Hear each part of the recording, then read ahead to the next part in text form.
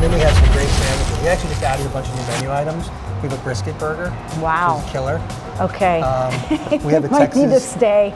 We might need to stay a little bit.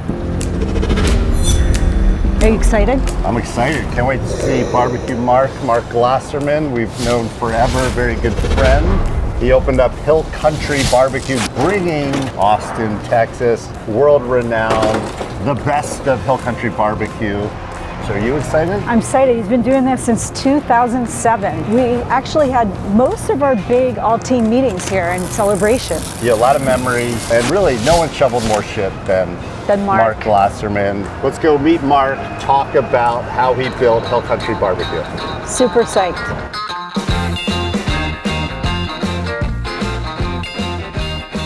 It's so great to be here. Thanks for doing this with us. I'd love for you to talk to us a little bit about how did Hill Country happen and tell us your story. Mike and Kass, it's great to have you here. So welcome back to Hill Country. Thank you. The story of Hill Country, sort of how I got started prior to, so I have no background. I grew up same town you guys did in Bethesda, Maryland. I knew nothing about restaurants. I didn't know any chefs. I really knew nothing about it, but I always had this love of food, and I had a love of entrepreneurship. We used to, at our dinner table, we used to talk about businesses and business ideas.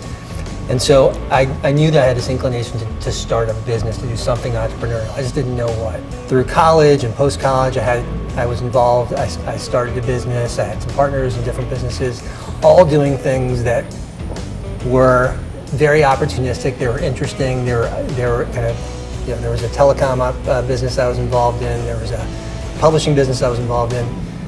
But none of them ultimately were anything that I was passionate about. And through those experiences, I really learned that if I was going to do something and shovel all the shit that comes along with being an entrepreneur, I really wanted to do something that I had a passion for and that I could share that passion with people. My family's from Texas originally, and my dad's from a small town near Austin called Lockhart, which happens to be the official barbecue capital of Texas.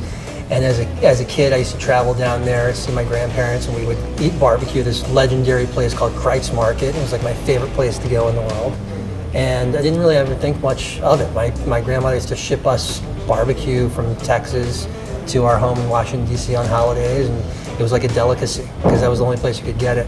Fast forward, 25, 30 years. I was living in London. I was running a business there that I was really not loving. I wasn't enjoying it. It was in a completely different industry. I was moving back to the United States, thinking about, what do I want to do? And I kind of put together that I love food, I loved hospitality, I love design, I love music, and the idea for Hill Country kind of came from this convergence of all these things that I really enjoy doing, and from the experience I had doing things I didn't really enjoy doing. Generally speaking, there are two different types of entrepreneurs. There's, if the thing makes money, they're going to love it, and then there's the, if you love it, it'll make money, and you're going to figure out who you are, right? Which one of those you are. I hadn't heard that. And so I realized I'm the type of entrepreneur that I got to love it, Right. in order for me to get really passionate about it, and with the faith and all the risk taking, all the shit shoveling that it's gonna be That's right. successful one day. I took kind of a big leap of faith in 2006, 2007. I moved to New York. Had the concept for bringing Texas-style barbecue to the Big Apple. Really wanted to recreate something that was authentic to this legendary barbecue joint that I'd grown up with. Got some great help from the team at Kass Market, who were friends with my family. In 2007, we launched Hill Country. I told my wife, Kristen, that I wouldn't do it. I promised I wouldn't do it unless I had a really great operating partner, because I knew nothing about the restaurant business. And then she also gave me a deadline. She said, if you haven't signed a lease by this date, you need to go get a job. And so that was really motivating, because I really didn't want to get a job. A real job. A real job. And we opened June 1, 2007. I remember the night you opened I up. do too. Yeah. You'd been trying to birth this, and all of a sudden your first, decides to appear. Yeah. And I think it's sort of this metaphor for, it's the Murphy's Law of any business, for any entrepreneur. The show's got to go on. Right. No matter what. You never know what's going to happen. That was the last thing that I expected. On the day that our friends and family were walking to the restaurant, I get a call that Kristen's in labor. I know a lot of people, and honestly, no one has shoveled more shit than you in terms of when you have everything that's hard about a business, right? You got to create a product that is perfect, which your moist brisket and the food here is incredible. You have to manage people, you have supply chain, and the price of beef has gone up and down. So you've seen everything. What is the advice you would give to people just starting out today? So much, Mike. I don't even know where to start, but I'll give you a few things. I think the first thing for me is I did not know anything about restaurants. I had so many blind spots, and knowing that and being honest about how blind I was going to be about this business it motivated me to go find people. So you knew what you didn't know. I guess in a certain way, I had an inkling for things I didn't know. I didn't know how much I didn't know. I knew there was a lot that I didn't know. Right. I didn't come up, as I said, I didn't come up in the restaurant business. And the people who I have seen be successful in the restaurant business, they're great operators. But they are great operators because they understand the business and they've done everything. And I haven't. And I was just a huge disadvantage on it. So finding an operating partner and operators and chefs and people who have done it, and I knew who were proven, that was, to me, that was number one. If I didn't have the team, which you nailed, your original team, and I was really, I was very fortunate to work with some great people out of the gate. My biggest advice is get great people to work. Find great people to work with. To bring on your team, because everybody needs help. There's not a single person who's been successful in any business or any endeavor I know of that didn't have a lot of help. You just have to be expect rejection, expect failure, and just know that that's part of the process. The thing that has sustained me through all the shit shoveling has been my passion for what I do.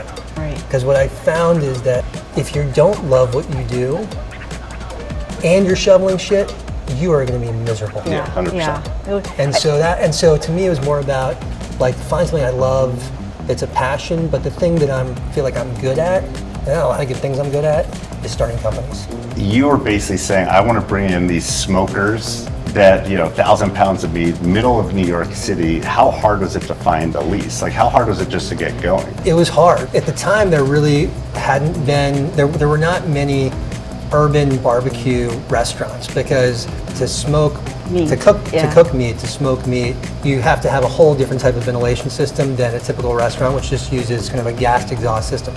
So we have live burning wood, and so you have to separate those out. And in this building in particular, we've got 12 stories. We had to build 3 stacks up 12 stories. Wow.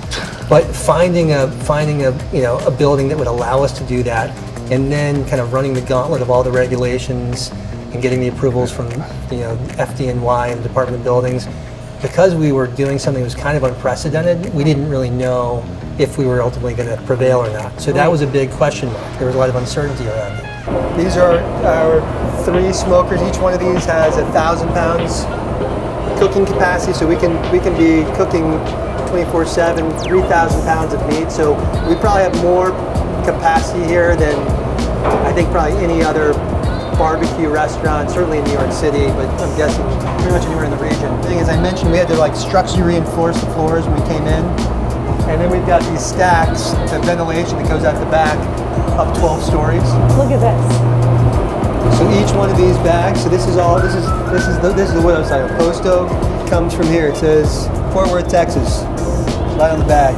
This is all wood. I love that. Look at that, Fort Worth. Real quick short story. So then Governor of Texas, Rick Perry, came to Hill Country, and this was a couple years after we'd been open. I got a call. I was in the office. The governor would like to ask me to join him for lunch. And we enjoy this great meal. He's telling me about all these ideas he has and how he wants to help small business people. And at the end of lunch, he says, well, listen, this has been great. Thank you for bringing a little slice of Texas to New York City. And if there's anything I can ever do for you, don't be afraid to ask. A few months before, we had received notification from the New York State Environmental Protection Agency that they were banning the cross-state transfer of firewood. And it was to prevent the spread of some insect that was devastating wildlife areas. And I said, well, Governor Perry, there is one thing. Always be selling. And I explained the problem, and he looked over at his chief of staff and said, I was a former head of Department of Agriculture in Texas. And I said, no, I didn't know that. He goes, yeah, I think we can help you out. So That's such a great story. the next day, or a couple of days later, I get an email from his chief of staff who sets up a call with the head of the EPA in New York State Wow. and the Texas Department of Agriculture. That's amazing. And we worked out that we could get a heat-treated wood from Fort Worth, Texas, trucked in to New York. Part of the thing that we also tell entrepreneurs, which I'd love to hear your side of it, is you're going to have to pivot. There's going to be some things that you start with that you don't continue with. Can you talk a little bit about the times that you've had to pivot, like away from ideas that you really thought you were passionate about? Yeah, we struck gold with this one. When we had 3 restaurants, we were making more money than we were when we had 6 restaurants.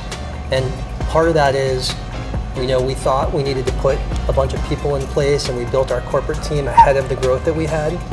And we learned that, some of them are not going to work. Right. It taught us that we needed to be much leaner. We needed to kind of grow into, the resources in a different way and be more thoughtful about it. I had some really, really expensive real estate lessons, locations that we thought were going to be terrific, where we did more research probably than we did when we came here. But at the time, Yeah, you don't know. You don't know. And so the pivot is huge, and a lot of it is about conserving resources, and Right. and if something's not working, better to pull the plug. The faster you can pull the plug, especially if and it relates to people and hires. That's a big one. That's a big one. If you have people, you put a lot of faith. There's a lot of effort that goes into training them, bringing them on, and it's hard to let people go. But if they're not right for your culture, Right. if they're not able Big to, expense, right? it's hard, and that's the human part.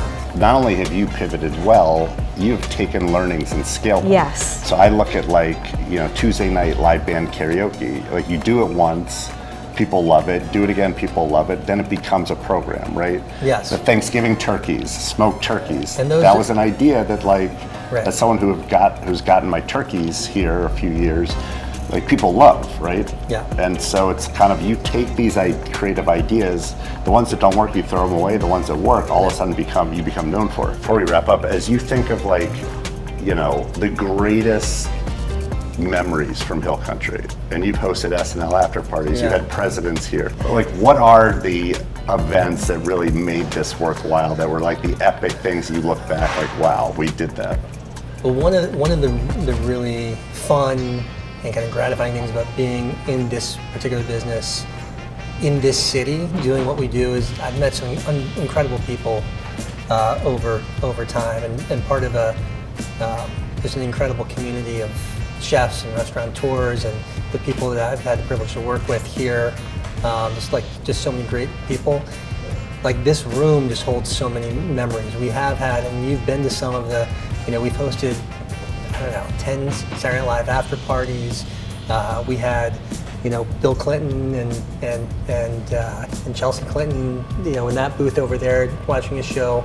I met Paul McCartney and Lauren Markle over in that chair. Met Dave Matthews. There's so many incredible people that I've met through this. They sort of blend together over the years, and you kind of get used to it in New York City.